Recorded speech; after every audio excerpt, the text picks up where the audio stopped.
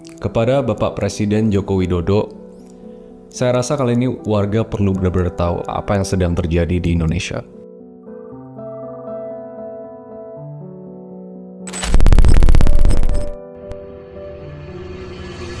Jadi dulu di sekolah sebenarnya kita diajarin tentang satu konsep yang namanya trias politika. Dia berasal dari bahasa Yunani yang artinya politik tiga serangkai. Karena kalau kita ngomong sistem politik sekarang, kita ngomong tentang kekuasaan. Tidak boleh ada kekuasaan absolut pada suatu negara, dan sistem ini sebenarnya mencegah itu. Di Indonesia, kekuasaan itu dibagi tiga. Kekuasaan legislatif, kekuasaan eksekutif, kekuasaan yudikatif.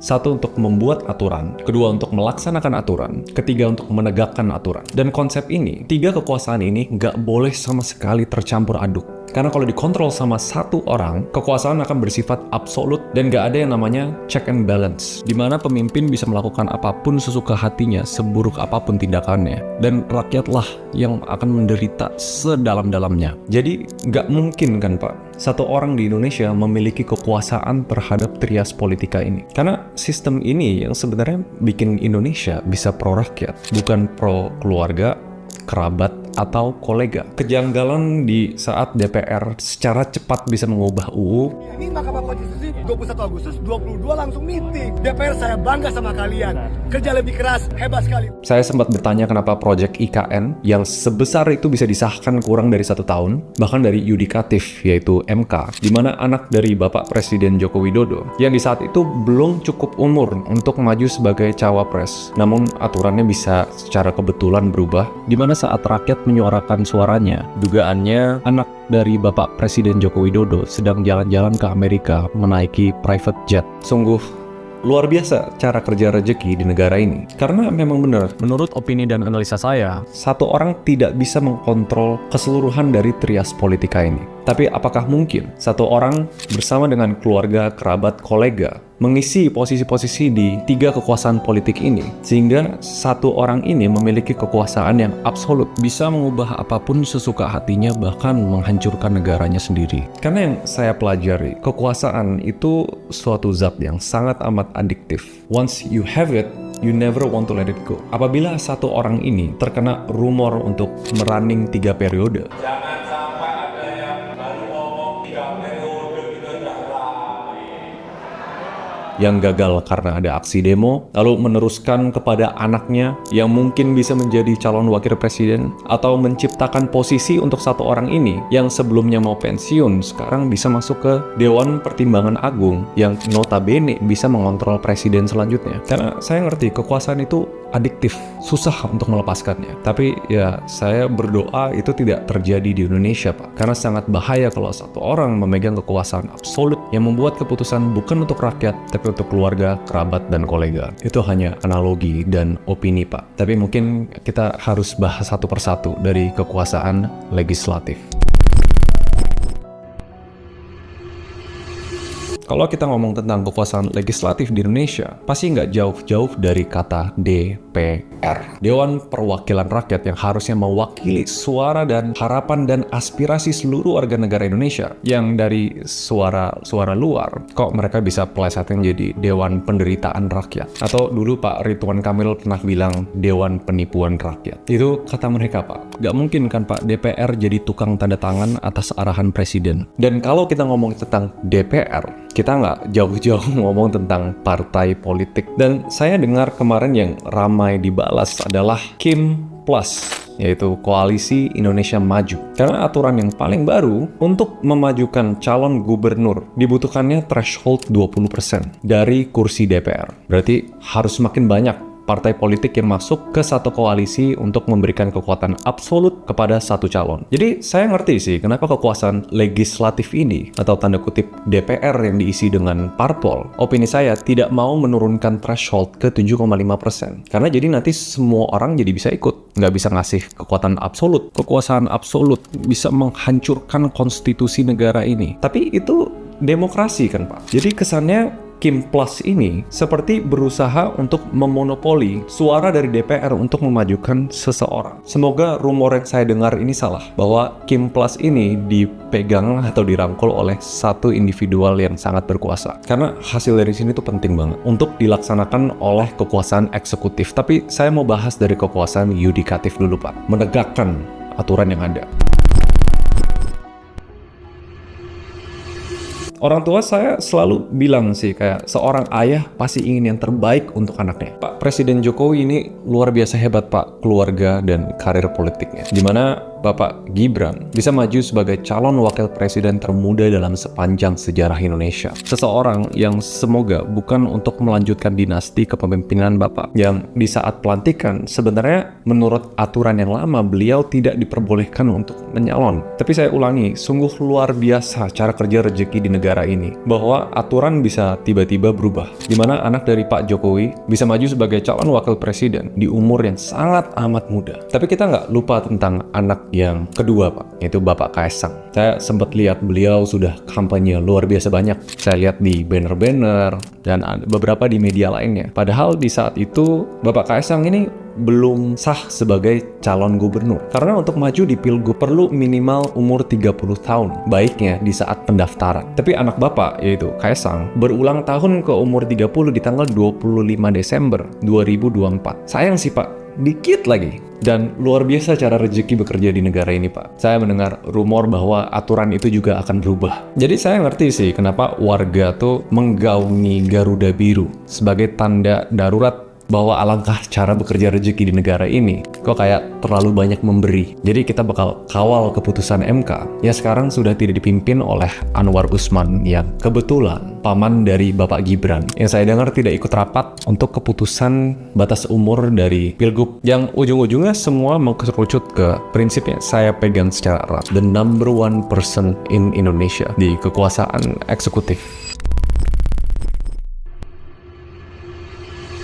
Ini kita ngomongin tentang peran sebagai presiden, menteri, kabinet, dan saya spesifik akan membahas tentang KPK, sebuah ide brilian yang waktu itu diusung oleh Bu Megawati. Karena kekuasaan pelaksana ini yang bertanggung jawab untuk memajukan ekonomi kita. Yang sekarang kemiskinan masih buruk, ekonomi bertumbuh tapi tidak merata.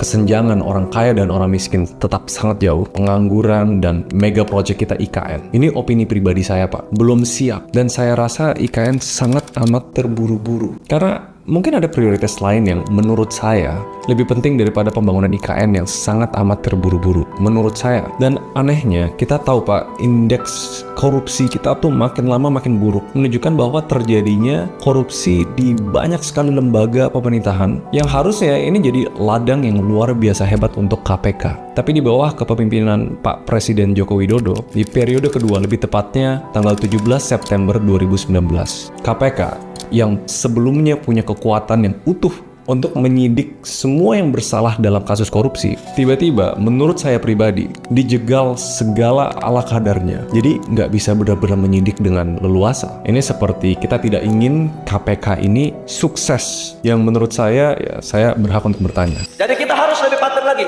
Soalnya Raja Jawa itu kalau kita main-main celaka kita. Soalnya Raja Jawa itu kalau kita main-main celaka kita. Ini, waduh, ngeri-ngeri sedap barang ini, saya kasih tahu. Sebenarnya saya kurang suka dengan term Raja Jawa yang disebut oleh Pak Menteri Bahlil Lahadalia. Soalnya kalau berdasarkan filosofinya, Raja Jawa akan melakukan segenap hati dan kekuasaannya untuk siapapun yang akan jadi penerusnya harus anaknya. Jadi saya kurang suka sebenarnya terms itu. Yang saya dengar Pak Menteri Bahlil menggantikan posisi Ketua Umum Golkar yang sebelumnya dipegang oleh Bapak Erlangga. Yang saya dengar Pak Erlangga ini mundur tanpa ada paksaan apapun. Yang tiba-tiba muncul rumor tentang kasus korupsi yang dilakukan oleh beliau. Gak mungkin kan, Pak, mereka dibiarkan korupsi agar kedepannya bisa diancam untuk mendukung Bapak. Yang saya berharap tidak terjadi. Kekuasaan eksekutif sebagai presiden tidak disalahgunakan untuk mengkontrol kekuasaan dengan mengancam kalau tidak support saya akan membeberkan kasus korupsimu. Itu saya cuma mengandai-andai dan berharap itu tidak terjadi. Apa jangan-jangan ini alasannya KPK dilemahkan? Dan banyak sekali, Pak, di eksekutif ini melakukan reshuffle kabinet yang saya lihat beberapa kebetulan dan luar biasa sekali cara rezeki bekerja di negara ini adalah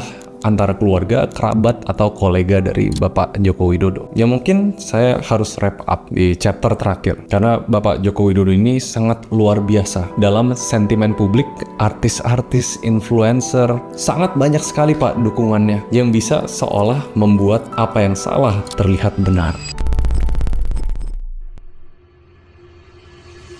Ya, pemerintah menghormati putusan MK yang final dan mengikat.